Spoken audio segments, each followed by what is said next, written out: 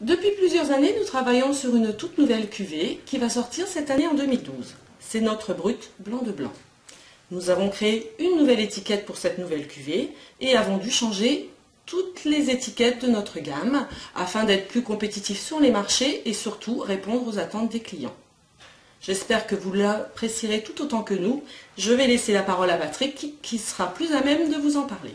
Alors, comme vous le disiez Agnès, c'est vrai qu'on est très fiers de sortir notre blanc de blanc, 100% chardonnay.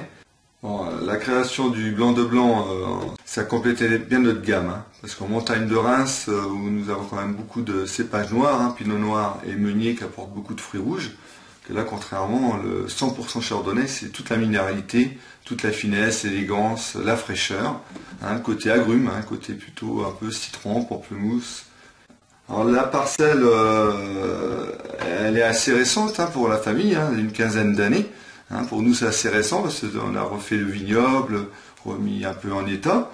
Et puis bien connaître ce vignoble en chardonnay qui est bien exposé en sud-sud-est, en premier cru également. C'est un sol très calcaire, il y a très peu de siliceuse, très peu de terre.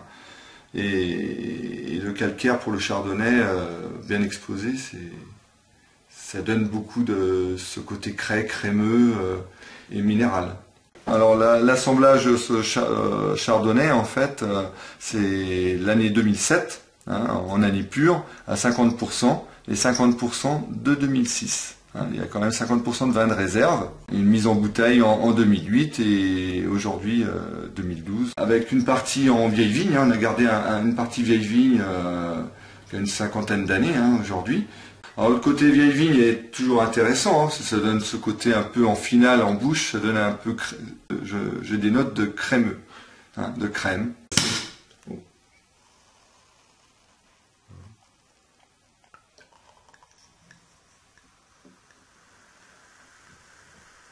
Alors le dosage du blanc de blanc, c'est un dosage en brut, un brut c'est dosé entre 5 et 12 grammes de sucre par litre. Là, on est plutôt proche de 7 grammes, que contrairement à nos autres champagnes, on est plutôt dans les 9 grammes au niveau des bruts.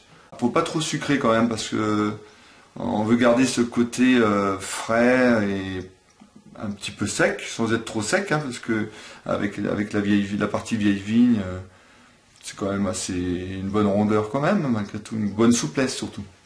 Pour moi, il a un bon style blanc de blanc.